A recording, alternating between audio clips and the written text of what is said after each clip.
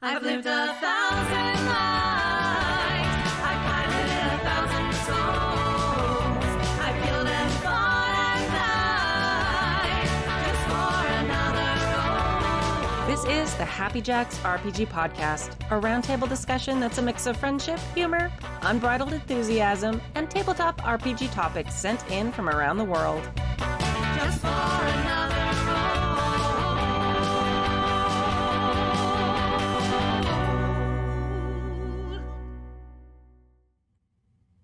Hello, and welcome to Happy Jacks RPG Podcast, Season 30, Episode 7. My name is Kimmy. My name is Adam. I am Chris Topher. That was super smooth. It's been a while, huh, Chris? Nailed it. Nailed it.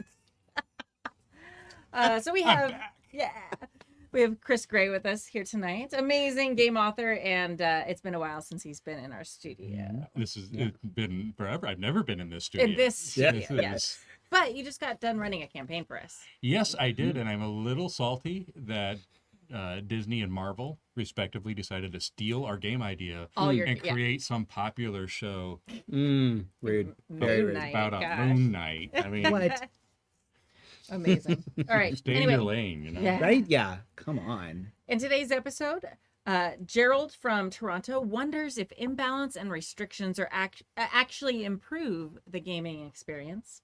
New listener, woohoo! Yay. New listener CD is a first-time GM trying to run D&D for 10 players. Okay, yeah, I we'll don't see- I we'll don't see get a to problem that. with We'll, that. we'll Okay. get to that, my friend. And Bill from Washington, who is completely a stranger and not our friend Bill Roper. It's Bill Roper. Shares a TPK story. If you'd like to contribute or a question or story to our show, you can email us at happyjacksrpg@gmail.com. That's happyjacksrpg@gmail.com. Please send emails. We're running a little low. I'm getting a little nervous. We'll just start making stuff up. You don't want to know what happens when we run out of emails. We can improvise.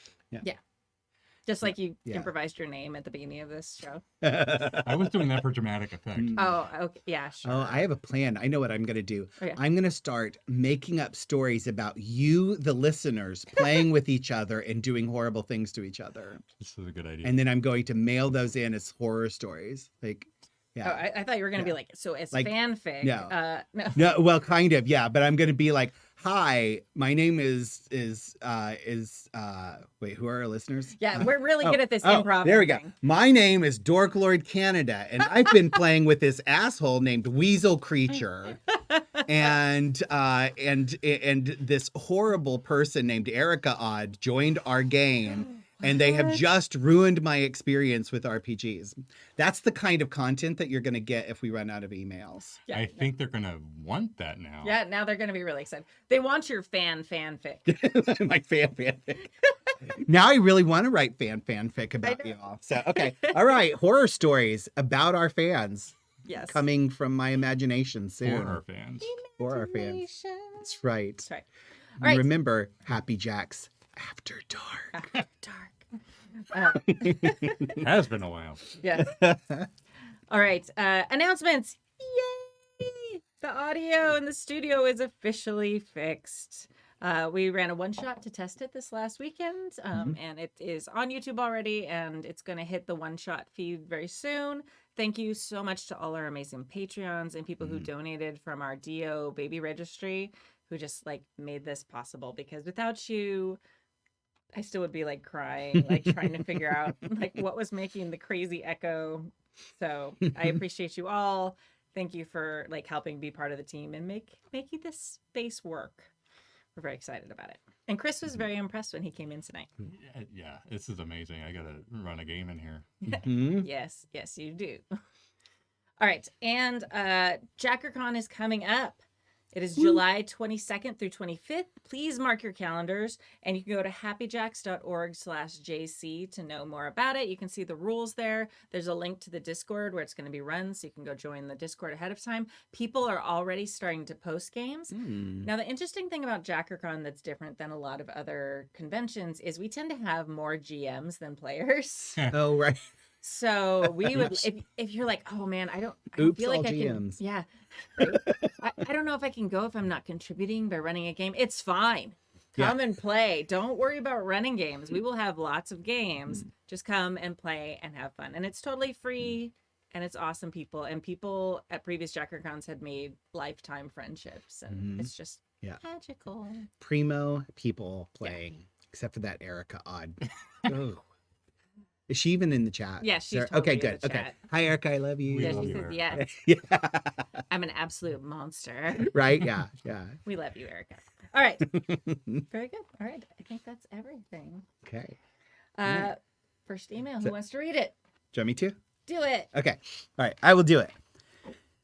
Hi, Kimmy and crew. Longtime listener, intermittent writer. Thanks for taking up the reins and keeping the Advice podcast running. It's a huge commitment and a lot of work, so I'm sure everyone in the community appreciates you and the crew taking that on.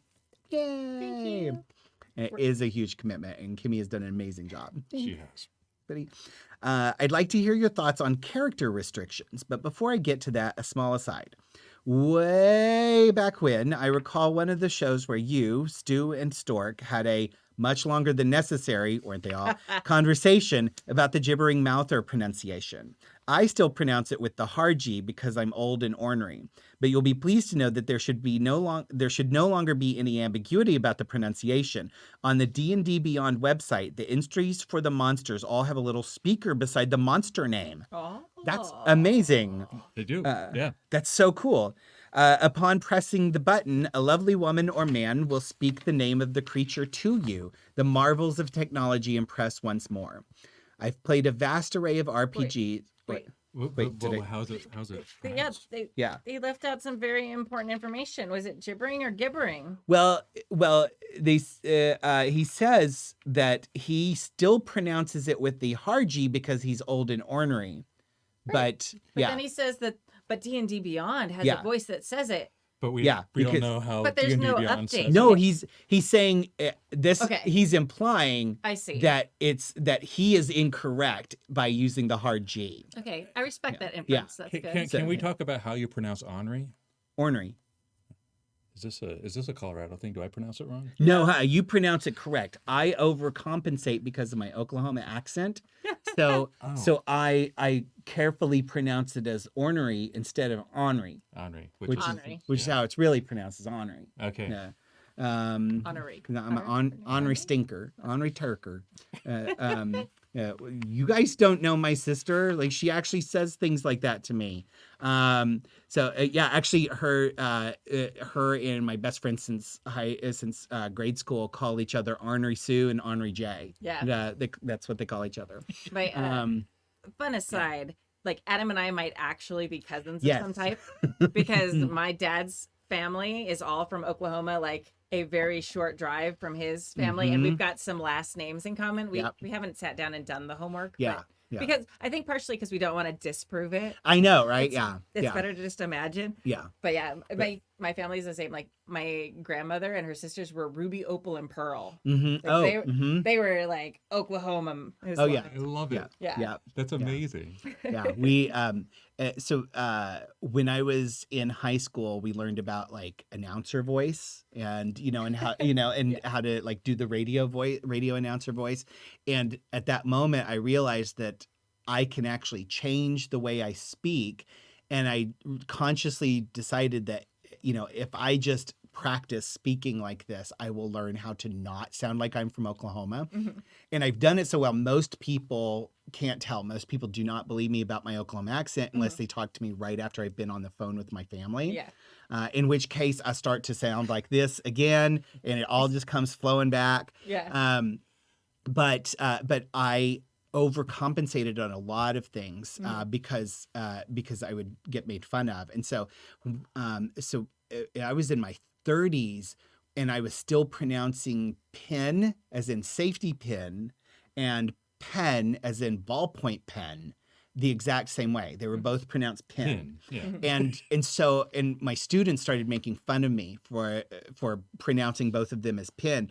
And so I overcompensated. And for several years, I would say, hand me that safety pen or hand me that straight pen. It's like, no, that's wrong too. Anyway, but yeah, and you should hear me when somebody hears me talk about Crayolas. They're Pop. huh? Pop.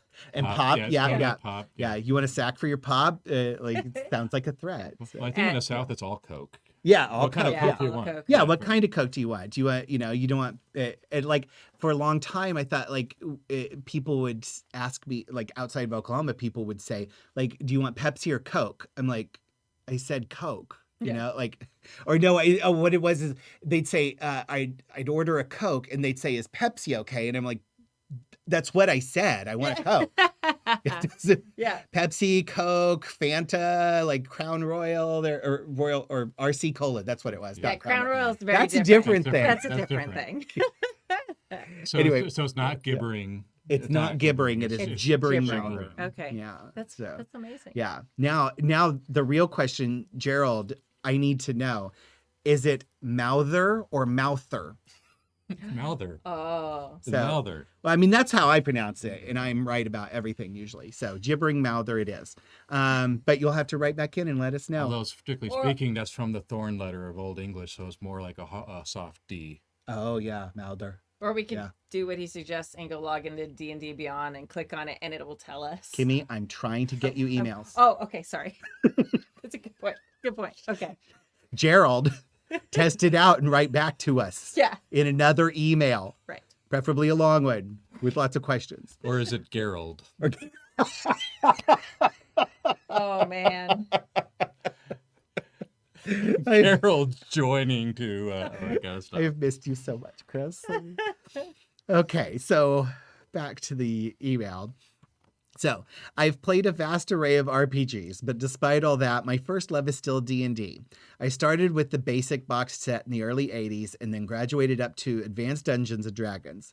The first hardcover cover I purchased was Deities and Demigods, so it was a bit of a confusing start for me. Pause. I remember that. But- right. Erica wants to know, is it Chris Dre? In the old world. It is. You're Chris Dre. Okay. It's Not Dre. Dre. Yeah. Dre.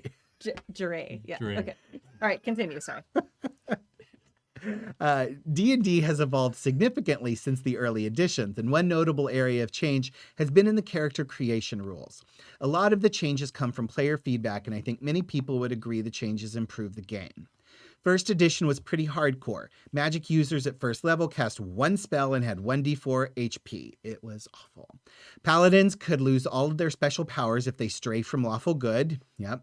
11th level druids had to defeat a 12th level druid in combat to take their place if they wanted to advance. I don't remember that. Oh, yeah. Yeah, I remember that. Wow. Yeah. And if they didn't kill the druid, they might come after them to get back what they lost. And they all had minimum stat requirements, level caps, etc.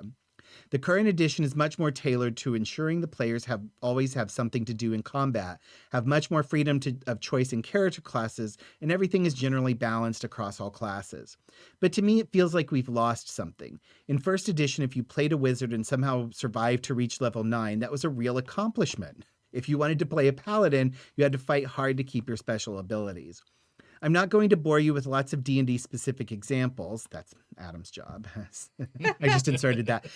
Rather, I'd like to hear your thoughts on how restrictions and character challenges can impact a game. The Paladin is a good example. Are there benefits to both the current model and the older model? Paladins run the risk of displeasing their god and losing their skills, requiring atonement to gain them back, versus abilities always available to the player, but the DM can engage in RP with the player regarding the god's displeasure. I've gone on long enough. Regale us with your wisdom. Gerald from Toronto. Toronto, yes. P.S. Obligatory P.S. Since this is an email and I could simply edit my letter for anything I've forgotten. P.P.S. If I was writing this in the time of first edition, it might have been necessary and my wrist would be cramped from the writing. Oh, Smiley emoji. yes. So, Are we going to rejail us with yes, regale us with Regale wisdom. us. I have tons of thoughts on this, but since I read it, if one of you guys want to talk first. why don't you start? Okay, so I kind of agree with you in a way. First, I definitely want to say I agree that that D&D has gone through much needed changes, and it's a much more interesting game and a much more playable game now than it used to be. I do think there was some fun to having imbalance, and it made your characters feel very different from each other. That's one of the things to me that 4E lost was that characters all did the same amount of damage, and they're everybody's daily power did the same thing. Basically, it was just a matter of flavor. And it was nice to sort of like palate cleanse to make it more balanced, but in some ways I don't feel it necessarily needed that. But with 5e, I think they've found this really good synergy of balance and difference. Your characters, I think, still feel very different, even though they're very balanced. I think it could go farther. But one of the thoughts I have on it is that I really think having character restrictions forces, well, not forces, but can coerce players into more risky choices than they would otherwise make. If all your choices are equal, then there's no real risk to playing something a little outside the box, is my thought on that. So yeah. I agree with that. I've noticed that in systems that do character creation, like Traveler's a good example. In Decim, I get a lot of feedback about that, is when you have to answer questions or you have to make roles for a character, they sometimes do the thing you wouldn't pick, or you sometimes have to create an answer that you wouldn't have thought about previously. And it actually forces people to be more creative in some ways. So I can see why having more restrictions and having like these things forced kind of on players and kind of forced into the narrative could create some very creative choices as far as the collaborative storytelling. Yeah. That said, I mean, I've never played the edition that we're talking about here specifically. I played, I don't remember, like something in junior high, and we didn't play it nearly correctly. Like I can't even like say, but like 4E was the first D&D that I really played, and then 5E. So I don't have this, but like I have heard a lot about, it's like, oh, you have to stay. Personally, I think the alignment chart is just weird and bullshit. Like, I could see originally like why there might be some mechanics involved in that, but depending on who you're a paladin of, like, right. Why would you be like the Raven Queen's like paladin and Be lawful good? Like, no, that's not, like lawful. Yeah, okay, I can see you should be in the lawful column. But I love the idea of if you stray from what your god believes in, that has consequences, even if it's mechanical consequences, as long as it's something the player has chosen knowingly. But having it, you have to be in this one box, fit your character in this box, do not leave this box. Just doesn't sound fun to me. It's old tech. I mean, that's what it comes to. Like, you remember Super Mario Brothers? Towards the end of Super Mario Brothers, where you're like going to destroy your TV. And you're screaming expletives, and your mother comes down and said, "Get off of that." And you're like, "No, I'm almost there." That's what first edition D&D is like to me. I mean, games have improved, and that's okay. But the flip side of that coin is that constraints do create creativity. And I think anybody in the creative world totally gets that. I just believe that there needs to be player agency around those constraints. And so some of the modern systems, especially in the indie space, do a really good job of that. And I think 5e actually has some ways to go on that front.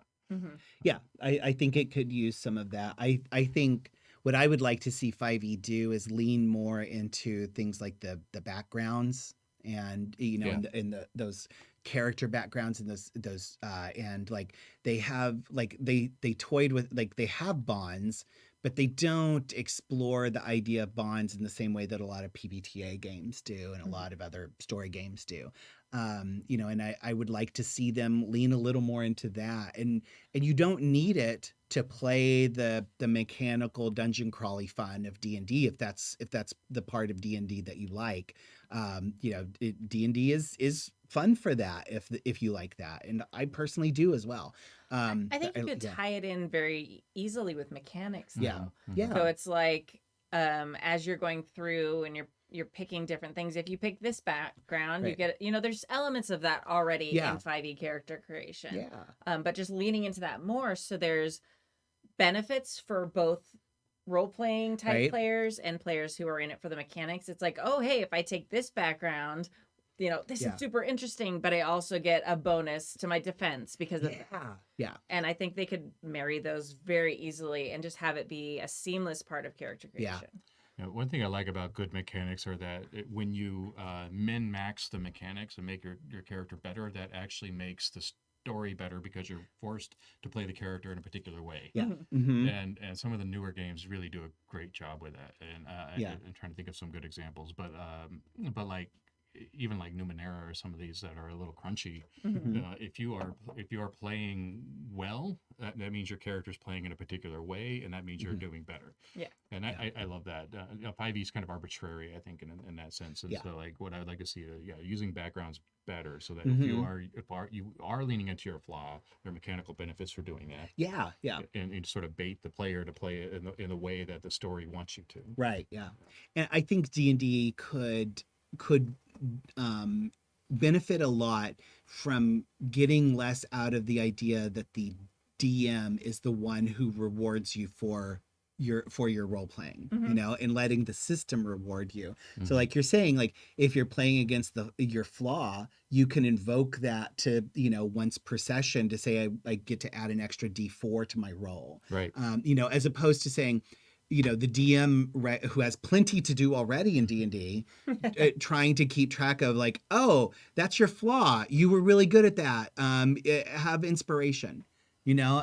So I think D&D adjusting a little bit to let the players have more awareness and interaction with of, you know, choosing their own, letting their own character things build their mechanics, and taking more of that off of the DM, you know, and I think that could help a lot. But, I think there's something to be said too. Like one of my favorite parts, I've talked about this a lot, is in Traveler is character creation, and that's Yeah. true for Mhm. most people. Like character Yeah. creation for Traveler is fantastic. Blast. Yeah. Yeah. And another game that actually your Happiest Apocalypse on Earth is another game that like the world creation part is almost like a game in and of itself. Yeah. And every time we've played, I'm like, oh, this is so cool. Like I could see just going and playing that portion Yeah. if you didn't have time for the rest of a campaign. So having that set up in a way where as you created your D&D character, you got to choose cool background pieces, but it had something that was good and also like a benefit, but also maybe a drawback of some type. Yeah. Because I think that could then get back to what Gerald is saying about like having these restrictions that force you to be more creative. Yep. And there's times where if you're rolling for your character in Traveler, it's like, oh no, I failed. I had to leave the military. So you Yeah. don't necessarily get to be like, I'm going to be a perfect military officer. It's like, oh, Yeah. nope, I crashed out of that real Yeah. fast. Okay. Yeah. Um, That's the best part. right? Right, It's yeah. so That's the good. best part. Yeah. And it really forces that creativity. So I think you could pull cool elements that would put those restrictions that Gerald finds so interesting into D&D character creation, but in a way that also had both RP and mechanical benefits. Yeah. That would sort of like everyone would have a thing that they liked about it. And Mhm. not everyone would love it because everybody doesn't love anything, and it's tabletop gaming, and somebody's going to bitch about something. But I think that would be super cool. Yeah. I think, you know, one of the other things I'd point out is, I always go back to it because it's my favorite, but Masks is, you know, is one of those games where there isn't balance, but there is, you know, there is like, you have characters who can like channel cosmic energies on a godlike scale right alongside, you know, somebody, you know, with an archery set. And they're in no way equal in terms of their power in terms, in terms of the world that you've built, but they're entirely equal in terms of their impact on the story. And that's one of those things that I think PBTA, or that Mask specifically, does really well. I think Jason does it great in Demigods.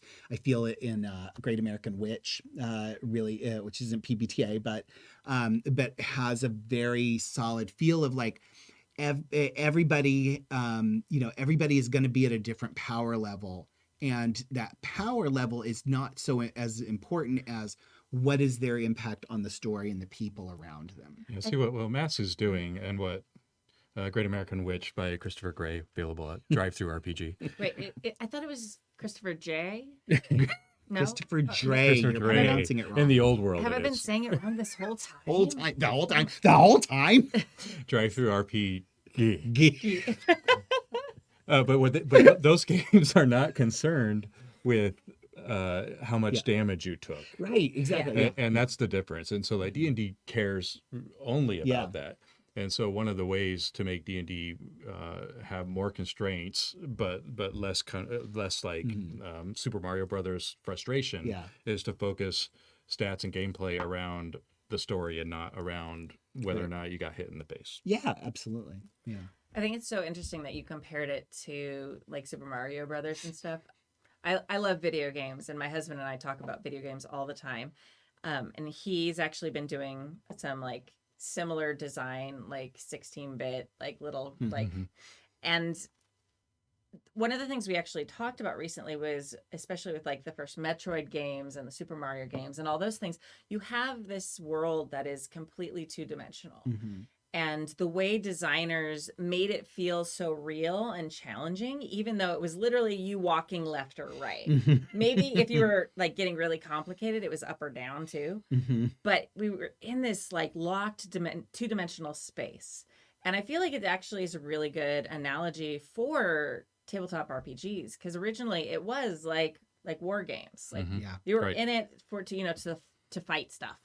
And as the idea of what tabletop role-playing games has become more complex and, expanded into these deep emotional journeys, that you had excitement before, but it wasn't the purpose. Certain game groups could get that out of the story with any edition of D&D. But now you have games that are specifically designed to tap into feeling powerless in high school, or, breaking out of, this capitalist rut, and all these different things that are like very targeted at these specific emotional experiences. And I feel it's very similar to how eventually, other than having like the XY axis of gameplay, we eventually started having like these 3D worlds we could explore. And I feel sometimes that even though we have these very complicated like sandbox, sorry, I'm saying the word sandbox games. Sometimes those video games still don't have as much creativity in them as designers had to have in those two-dimensional worlds. So I really see the value in having these limits for players. And I think you compare Masks and Power of the Apocalypse games, but I think those playbooks sing so often because they have more limits on the characters. They do. So, that's exactly a point I wanted to make. Thanks for bringing it up. That's exactly right. Sorry, I stole it out of your hair. No, it's right. No, it's totally right, because those are actually very constraining systems. Absolutely. Like you have your playbook, and you have a very small number of character choices usually, and this is who you are and what you're playing. And you have your lane, and even though in a fight, like you were saying, like it's very narrative, and Hulk and Hawkeye can fight next to each other, and that somehow makes sense. And in a tabletop RPG where it's like not, because it's not based on all the numbers in the way D&D is, like those are very like, this is your box. And you just have to make sure you pick a box you like. Right. Yeah. That's true. The other thing I would say about this sort of issue is that I've had a lot of fun, and I usually do this in games that I'm GMing, but I've also had a lot of fun when GMs I'm with have done this. But I like to give players some parameters and, and give them, I like to say, okay, like here's part of a setting that we're going to play with. And this is the setup. You're in this setup. And actually, I'm going to talk about this with the next one, but you're in this setup. I don't care what character you create, as long as it fits within this setup. So, in the sense of like, okay, you have to be an elf from this region, or like setting, like you're on this space station and you're all part of this organization. What do you do? With Interpol X, I kind of did that. I sent everybody like this one page of like, so it's a Monster of the Week game that I ran on Happy Jacks, my debut on Happy Jacks, but I sent everybody like this one page thing of like, here's some parameters. You're going to be an agent in Interpol.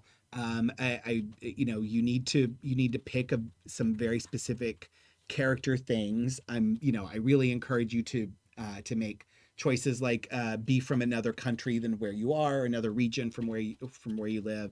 I really want to focus on the internationality of it all. So I gave them a lot of restrictions of like, please fit into this box, but they could use almost anything within the rest of in the Monster of the Week system to fit into that box. And and I find things like that to generate more interesting character interactions sometimes, because you're not trying to sandwich a whole bunch of people together that don't necessarily fit. I think it's almost necessary anymore. I mean, I think without fail, the last few games I've designed have a built-in mechanic on designing the game that you're going to play together. Like the constraints of the group that you're in which it's coven, what group you work for, what your environment is, what your shared experience is. You're all together. That's the assumption going in. Now, what's your role within that group? And that's because I got sick of the you meet in the tavern bullshit. But I think anymore those kinds of constraints are crucial to good, healthy campaigns. Yeah, agreed. Yeah, totally. Thank you so much for the email, Gerald or Gerald in I feel Toronto. like did we answer that? What was the question? I think we did. Yeah. I mean, he just wanted us to talk about restrictions and whether they improve or take away from the experience, or, and I think the answer is yes to all of it. Yeah. Yes, they do. No, they don't. It's And lots of different games put different restrictions on there. Yeah. And it causes a different flavor of game. And yeah. it can definitely be good. Mm-hmm. Yeah. It can also be annoying and a pain in the ass. Yeah. Right. Yeah. I'll read this next one. It's short. Okay. Okay. Sorry, Kimmy.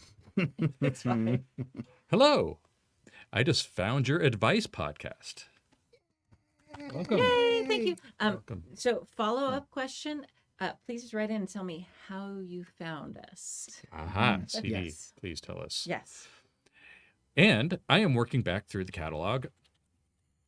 backlog, after playing D&D in the 80s as a teenager, so you know what we're talking about just now. I recently got back into it and have been enjoying being the DM/keeper for a group ranging in the age from 25 to 65, almost all first-time players. I'd like to take a moment and just relish in that. That's really cool. how much the hobby has grown in the last 10 years is just amazing to me. And it's such a wide range of people. I have to say that, like, we were just talking about TikTok and how I joined TikTok. There's like 4 like granny D&D players, and I just love them. And they sit in front of that, like they have like the yarn wall that they sit in front of and are like talking to their TikTok, and I'm just like, oh, I think it's my future. Oh my It's so God. good. You have to send those to me. I want to follow them. I will. They're very cute. And It's just like, amazing.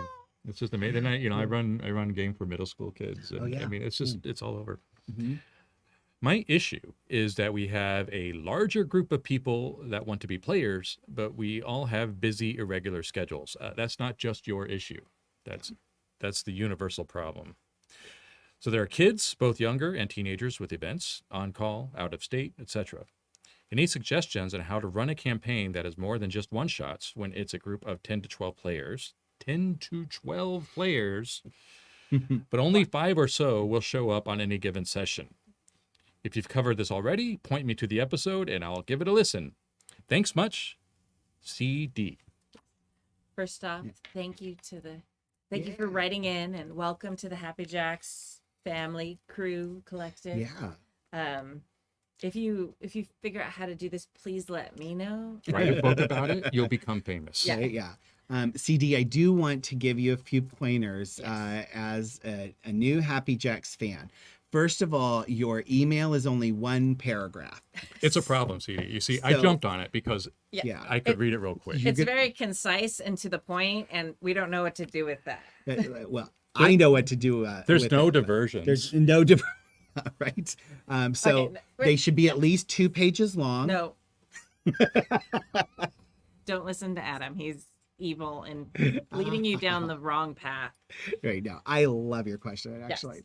So, I'll go ahead and start because Aries. Go.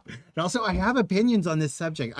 This is one that I've been mulling over for a long time, actually, because I've been in several situations where I'm in large groups of people who game together, and we've always been trying to find ways to bring more people into the fold of our group, but still have consistent stories. And so I've gone through a lot of iterations of things like this, but there's some things have worked and some things haven't. One of the things that has not worked yet, although it sounded like a great idea at the time, was basically having 3 or 4 different stories going. And and basically if these 3 people show up, then we do the story that's centered on their characters. But if it's players number 7, 8, and 9, then we're going to focus on the thing that revolves around their characters, and whoever else shows up is ancillary to that, etc. And the idea is that you have 3 or 4 different games going, and depending on who can actually make it, that's the game that you go with that night. That requires So much work. yeah, the GM has to be ready to just improv and go, and also it's always oh well, we're gonna show up this day, and then all of a sudden they're not there, and you've already prepped for the other game, and you end up it collapses more often than not. So the other thing that I have tried to try, but for various reasons not related to the setup, have not been able to do, is basically a kind of adventurers guild setup where and like we were talking about with restrictions in the previous thing, set up a situation, a guild, whether it's bounty hunters guild or it can be just the constabulary of the town or whatever. Put it in a crossroads, put it somewhere where there's a lot of options. It's on the border of everything. You can very easily get into the forest or up into the mountains with the giants, wherever. But put it in the middle of everything and make sure there's lots of conflict going on between all of the things around you. So having your base is sort of the neutral ground in between a whole bunch of other stuff. So Deep Space Nine, for example, and Star Trek Deep Space Nine, it's sort of this neutral ground in the middle of a lot of conflict, and there's a lot of opportunity to tell stories there.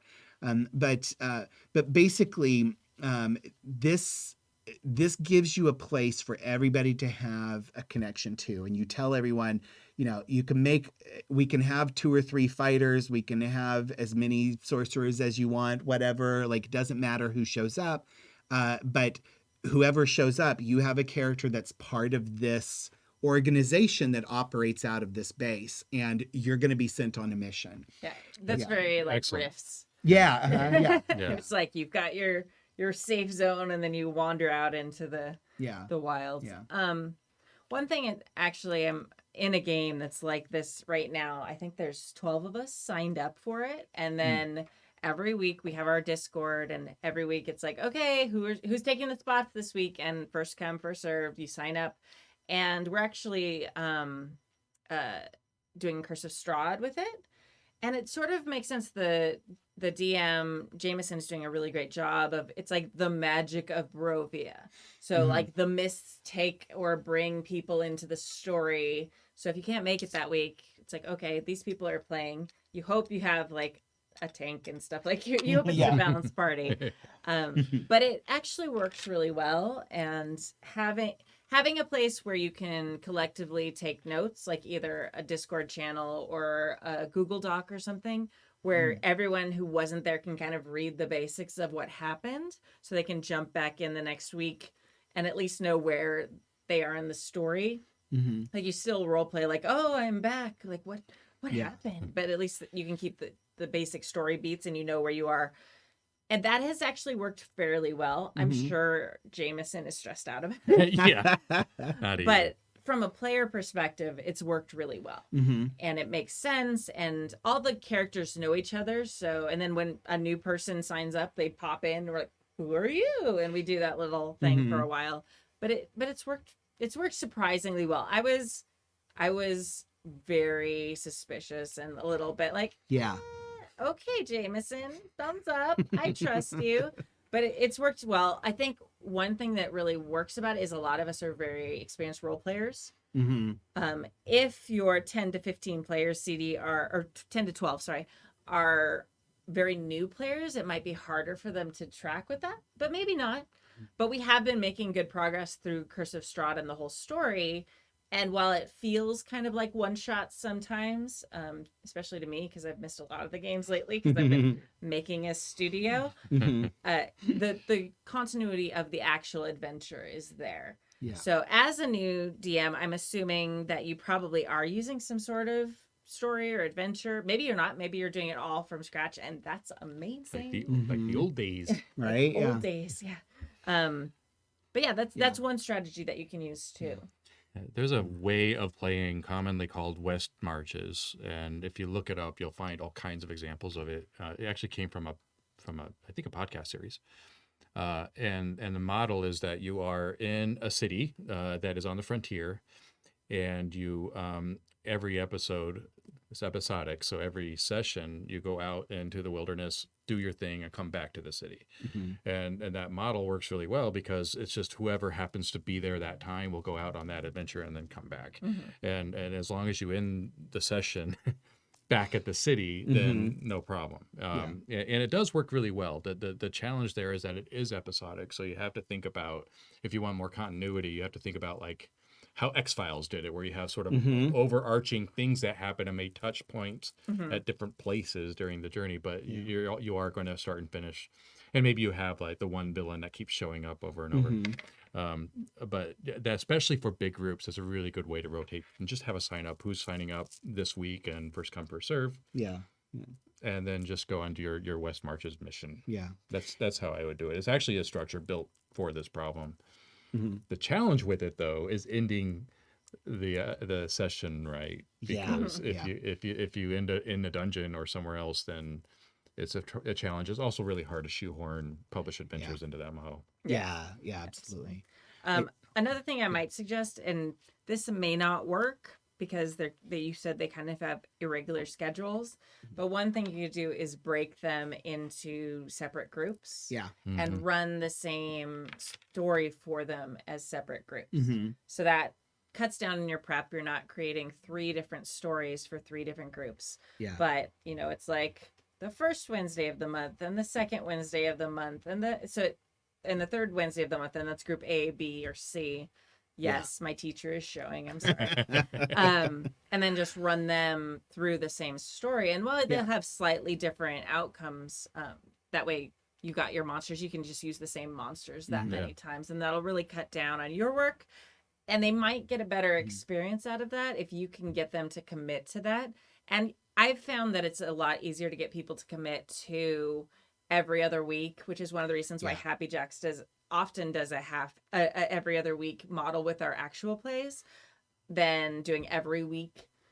So you might be able to get, if everyone's committing themselves to the third Wednesday of the month or the first Wednesday or the first Tuesday or whatever works for your schedule, you're more likely to get a solid commitment out of them than if you're just like every single Wednesday or whatever it is. That's so true. Yeah, I think having a consistent schedule is going to be really important. It's Yeah. critical, I would say. Yeah.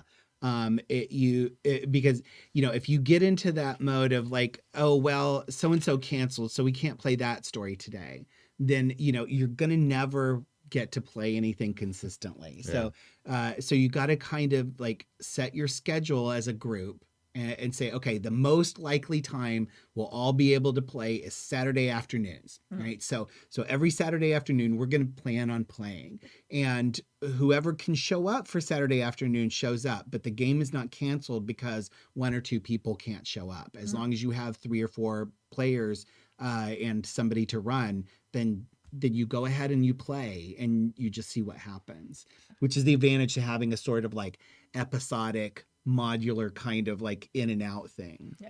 I would suggest too at the start of things, you as part of your session 0, your safety tools, if you have more questions about that, you can write another email. Agree on your schedule, but also agree on what causes a cancellation. Good point. Yeah, so if Yeah, you have a good idea. 5 people in your game, not including you, and 3 people cancel, is that when you cancel? Or 2, do you play with 3 players? Or if one person cancels, that way everybody knows what it is and they're not waiting for you to call it. Right. Yeah. Because Yeah. that's really stressful if you're in a game, you're like 5 people, you're like, 2 people called out. The Yeah. DM hasn't said anything. Should I make plans for tonight? Am I still going to have to show up? Do I have to be the jerk who asks? Right. Yeah. Yeah. Yeah, Because right. there's always that pressure. It's like, I don't want to make it sound like I don't want to play. Right. But also I But- want to stay home and watch TV. Yeah. Right.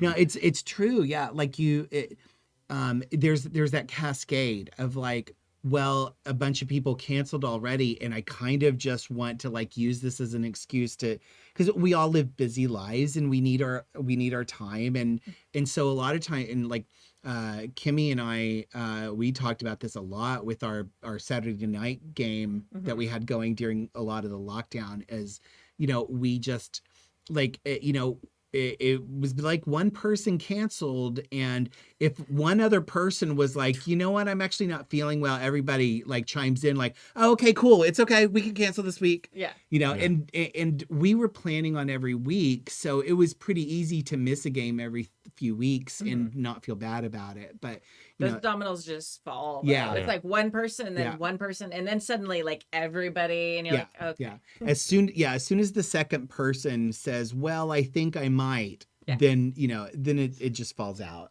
And that's just the way it is. And everybody needs to know, don't get mad at each Yeah, other no over judgment. it too. Yeah, no judgment. Everybody needs to be able to feel relaxed enough to have fun with this. And if they're feeling too much pressure, it's not going to be fun. Yeah. So, And do check-ins. If you've got those players who show up every single week, no fail, yeah. check in with them a lot because sometimes they can start to feel frustrated Yeah. with the storytelling and it creates a bad experience for them. Yeah. And not always, but just keep touching base with them. Ask them like, hey, where do you want the story to go? If you were Yeah. like tailoring things to them a bit, it can make them feel a lot more appreciated Uh-huh. because it can suck to be the one who's always there and you're constantly playing off another group of people and you never Yeah. know. And you feel like, hey, I'm prioritizing this. Why is nobody else prioritizing this? Right. Yeah. So that can be frustrating. Yeah. Let's assume for a moment you are playing a published adventure. As I've had to run published adventure. I've had to listen to me. I've run published adventures for Accurate. for Adventures League in my local game store. It's game time. It's a great one, and it's so unpredictable. You don't know who's going to show up every week, but you have to get through the module. I mean, that's your job.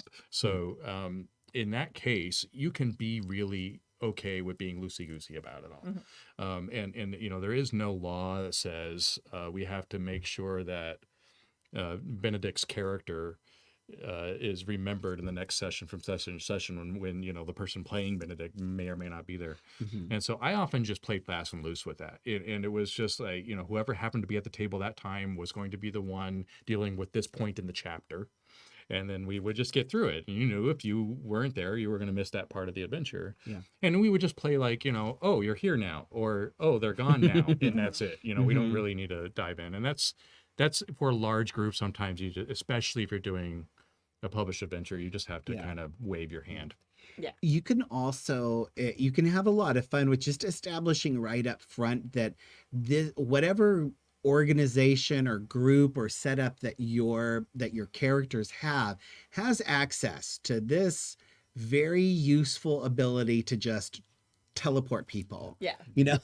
Yeah. And then, Doctor it's Strange it. if you're dealing with like, set everybody in like camertage and you zoom all over the world, like, fighting monsters from the other dimension. And, and then it's very easy to just be like, oh, okay, you're starting the new session this next week. And so-and-so's character zooms in. I heard you need help, or like, they got the teleport stone from the Archmage or whatever. They're ways. I mean, it's fantasy, or even if you're doing science fiction,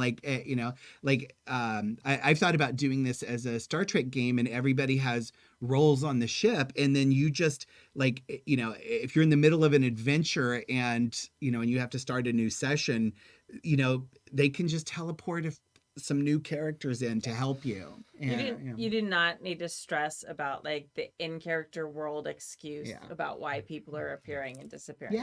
Yeah. Like focus much more on telling a fun story for your players, whether they're there or not.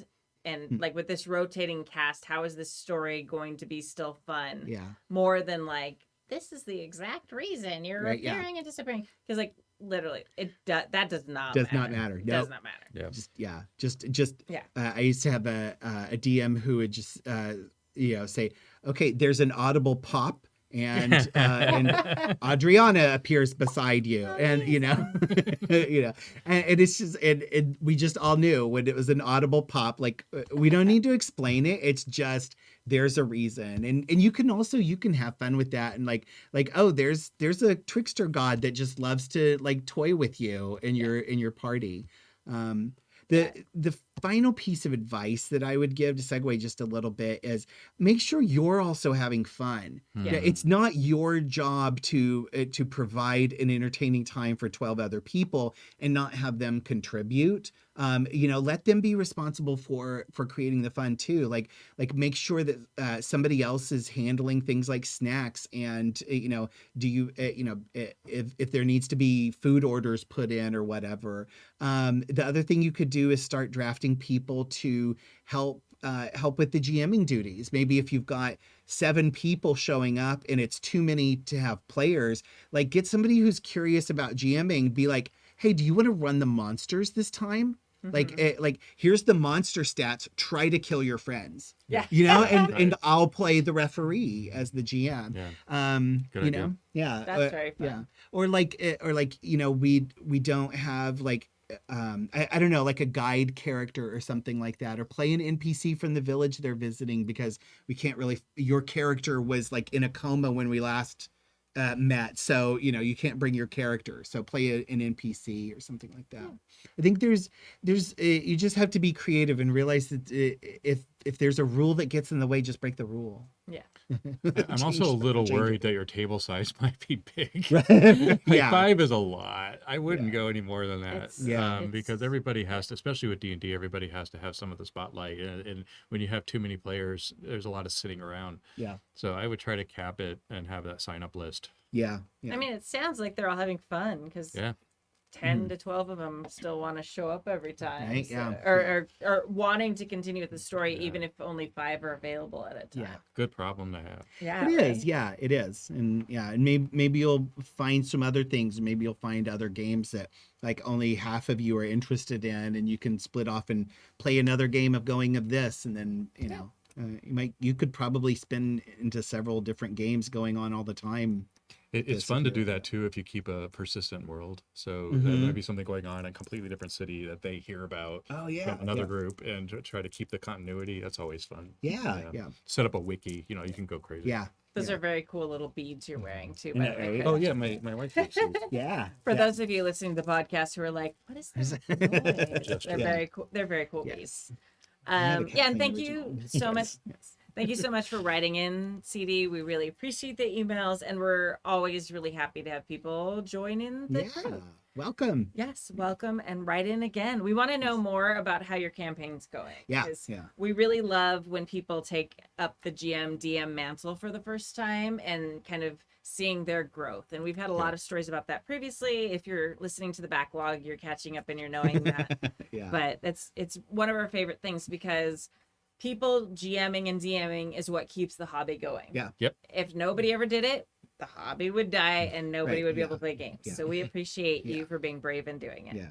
And also, but these people need to see you having fun GMing so Yes. that they will want to GM as well. Yeah. Which still hasn't worked for me with getting to play in Changeling. But like I said, it's a dream. Yeah.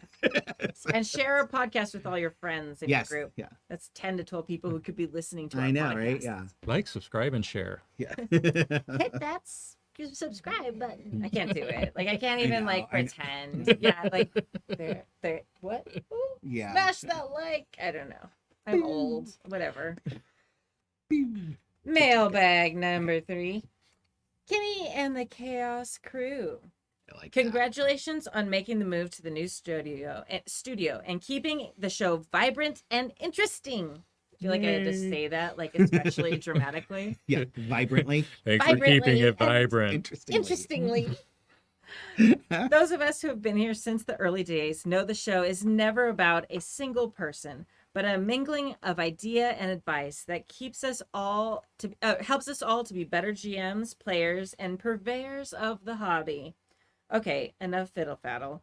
Let's get into the meat of the email. It's TPK story time. Drink. Woohoo! I'm playing in a Castle and Crusades campaign. For those unfamiliar with the system, imagine AD&D 2nd edition, but with a unified resolution system. It reminds me of what D&D 3X could have been, and it's old school fun. We're a first level party consisting of a barbarian, monk, rogue, and cleric. It's game 3, and we're starting outside the entrance to our first underground delve. As we approach, a group of 10 skeletons rise from the earth. A formidable force, but as the cleric, I have absolute confidence in my ability to turn undead. All I need to do is roll a 12 or higher on a d20, and then I get to turn 1d12 skeletons. Last session, I was visited by an avatar of my god, and the party was blessed with +1 weapons. How could I possibly fail? What could go wrong?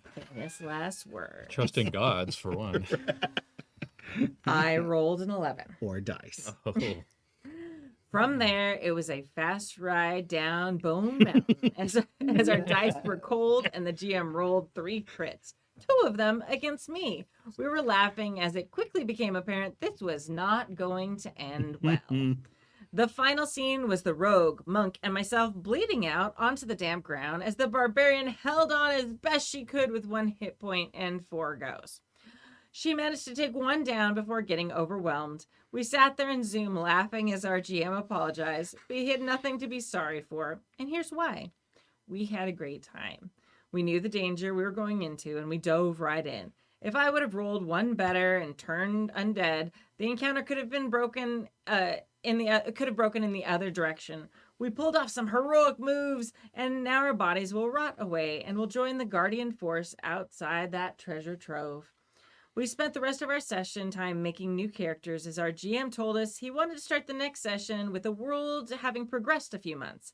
The mystery we had uncovered, the one that led us to the caves, was shared with a member of the city council. The threat was still there, and since we never returned, our new group would be sent to investigate that story thread our original characters uncovered. All of our new characters are tied into either the world building that happened in the first 3 sessions, or will be related in some way to the dead PCs. Basically, we're turning our TPK into the seeds of our next great adventure. For those assembled at tonight's show, what is your biggest failure that you've turned into a success? And what advice would you have for GMs on how to find that silver lining in the dark cloud moment? Until we game at the same table again, drink. Bill from Washington. Cheers.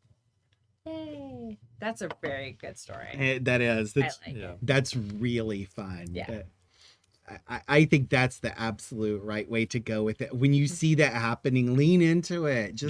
Just enjoy the tragedy. Sometimes that's a lot of fun, and what a cool way to like set up your next adventure. I was thinking another possible way around this would be, or to deal with this is, especially if you've already established that the characters started knowing each other, you could then say, that's how your stories end. Let's flash back to a year earlier when you first met, you know, and like your first adventure together. That's cool. You know, I mean, you could play with something like that and to also turn that around. Yeah, the old school game where death is a probability. As long as you're going into it with that mindset, yeah, you can totally have fun with this stuff. I think there are even games that go further with that, like 10 Candles, one of my favorites, where you will die. It's just a question of how. Yeah.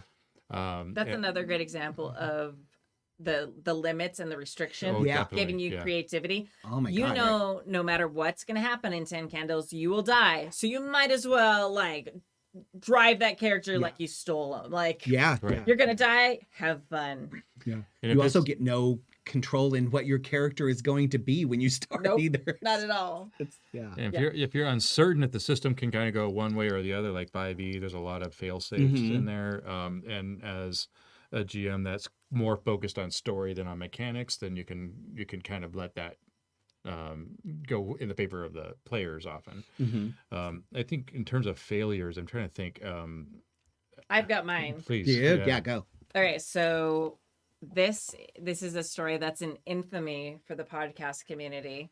So I was playing in one of Stu's games. I think it was Stu who was GMing, and we were in this underwater city, and I was hacking like the controls. I think we were trying to escape, and I remember the moment more than I remember the story or the system or anything like that. I'm sure people in the chat will be like, "It was this.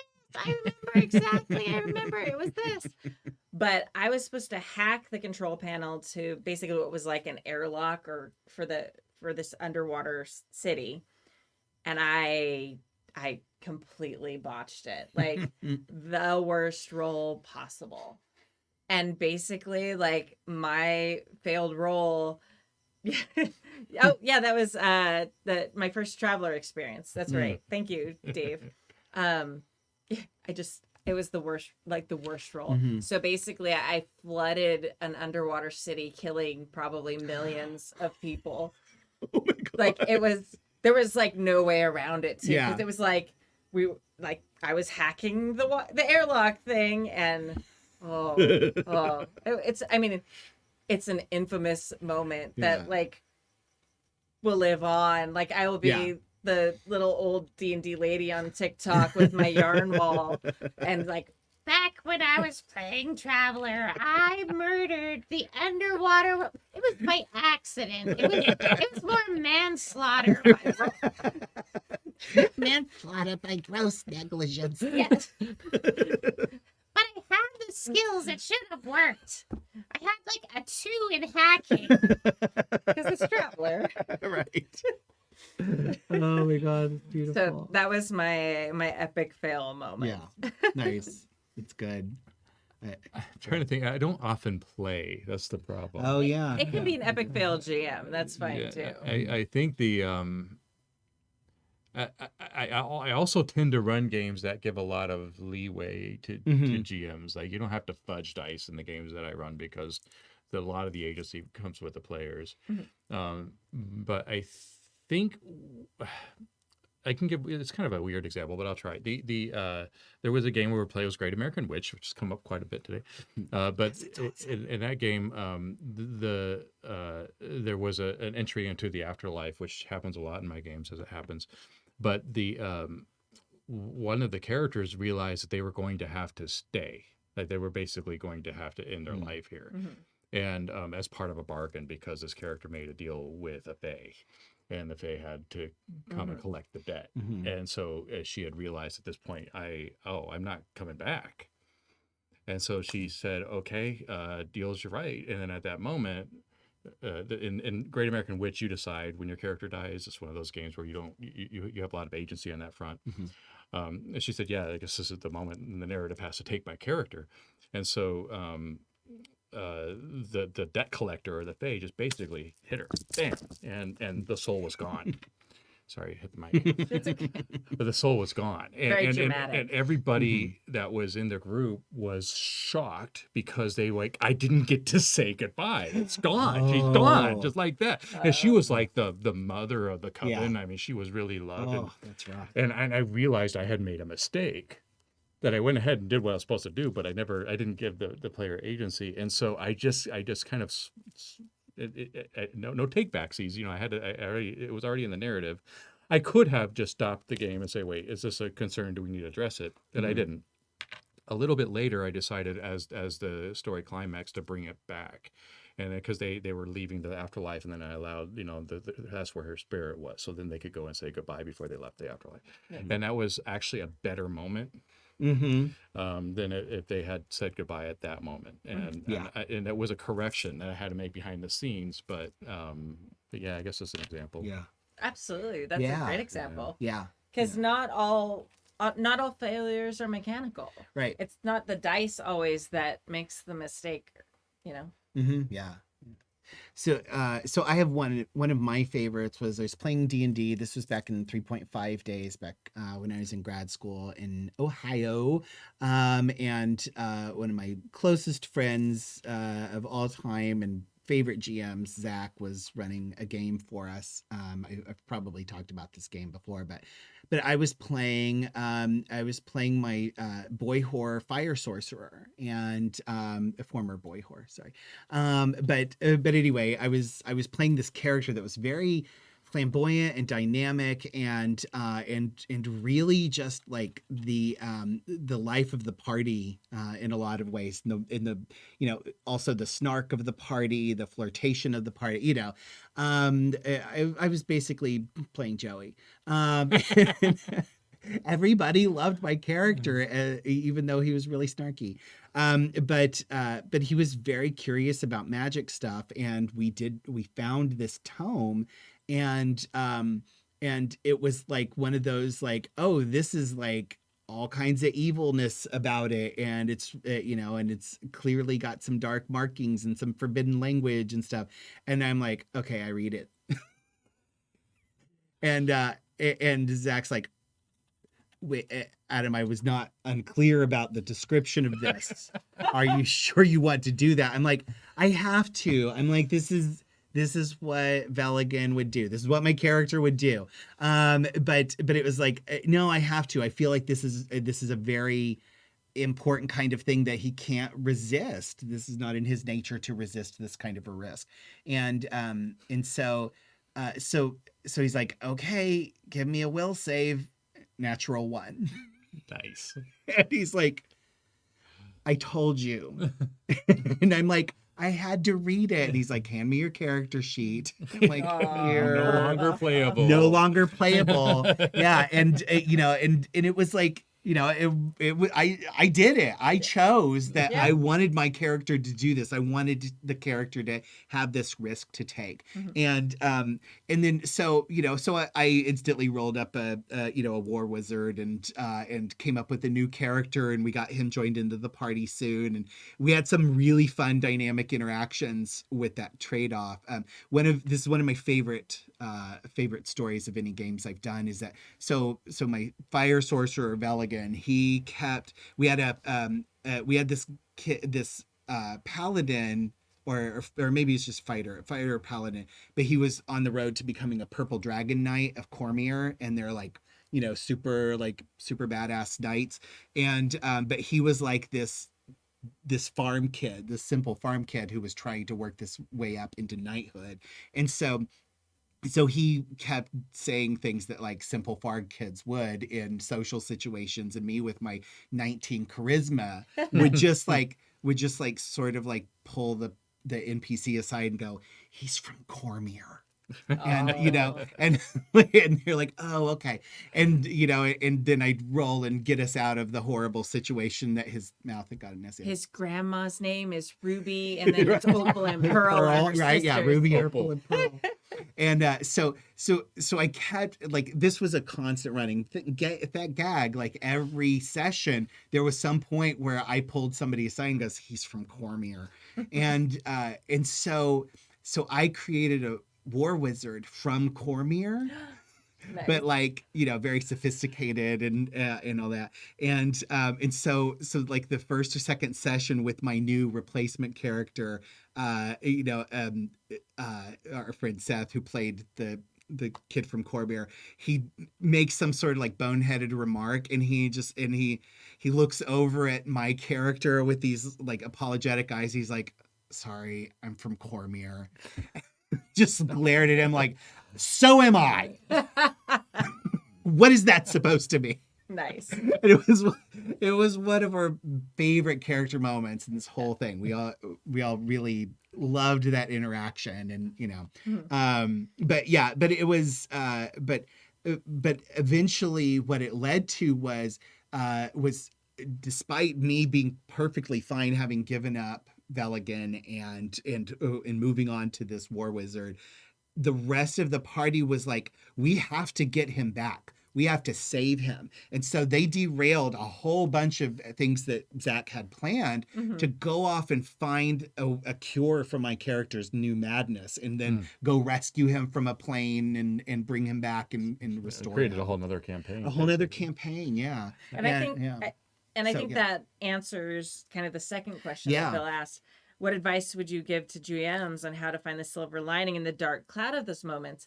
I think the silver lining, and often the great gift that is given to you by these moments, is weaving it into the story Yeah. and having it be part of a larger tale. It's not the end, just like what you did in your game, Bill. It's a very important historic moment now Mhm. that can be the launching point for a new hero's story, or like deepen the bond between a coven of witches who've Yeah. lost someone they all mutually respect, or the thing that inspires a whole party to go off in a whole different direction to save their friends who disappeared. Like, these moments can actually be the ones that years later, even if you don't remember the system you were playing, you're like, oh, Yeah. I remember that moment. Right? Yeah. Yeah. Yeah. So these are actually the most poignant ones sometimes that we remember much more than the awesome, like, oh, I rolled a perfect 20. Right. It's like, Yeah. okay. Totally. Yeah. So like Yeah. own it, pick them up and make them the new kind of foundation for what you're going to Yeah. move your story on with. Yeah, stories happen with drama and conflict, Yeah. Yeah. not with roses and daisies. Nothing Yeah. wrong with Exactly. roses and daisies. Yeah, I think, like, if all you ever experience is success, it's not nearly as fun. And some of the best moments I've had in gaming, and the ones I remember the most, are usually the ones that come from snake eyes or a natural one, or drawing the two, those are the moments you remember usually a lot more than you remember the 20s and the boxcars and the, Yeah. And I think as the GM, just remember, if it happens that a character is sacrificed or loses, or there's some big moment, honor it Yeah. and Yeah. pay a lot of attention to it. A lot of times you can feel the impulse to minimize it because you don't want to make the player feel bad, but that can make them feel worse. Like, oh, yeah. oh, they are the hero that sacrificed themselves for this or whatever it is, and like make it a focal point of your story. It should be a big deal. Yeah. So make sure you don't just like brush over it in a hurry to get to a win moment. Yeah. Mhm. Yeah. Really good advice.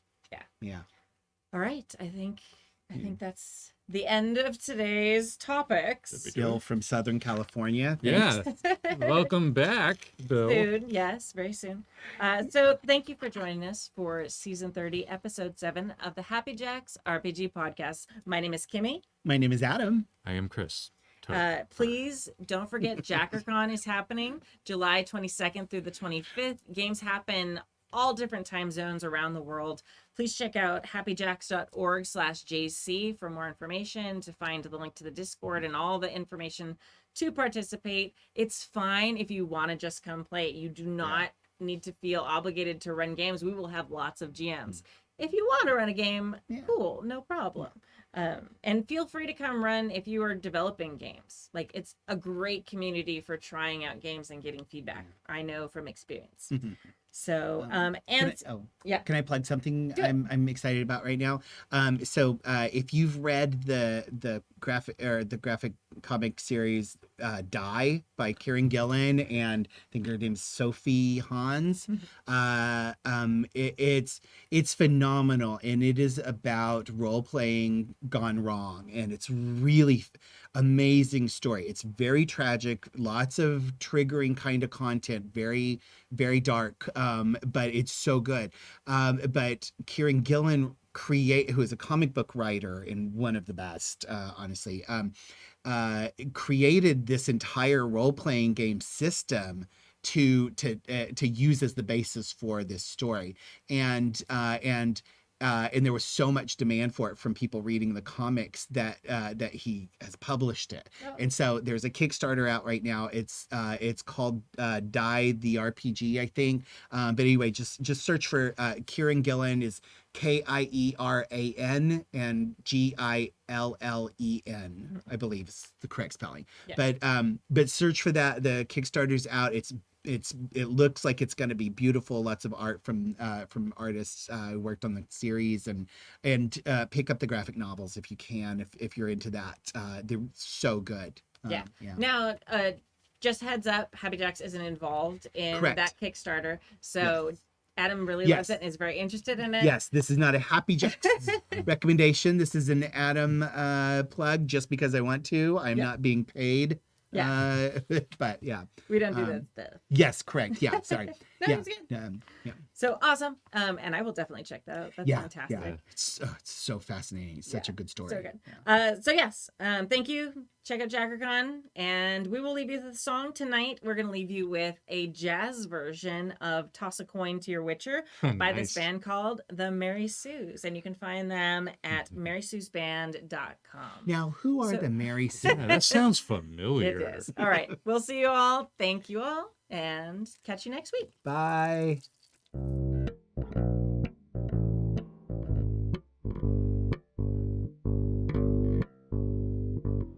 Toss a coin to your witcher, oh valley of plenty, oh valley of plenty, oh.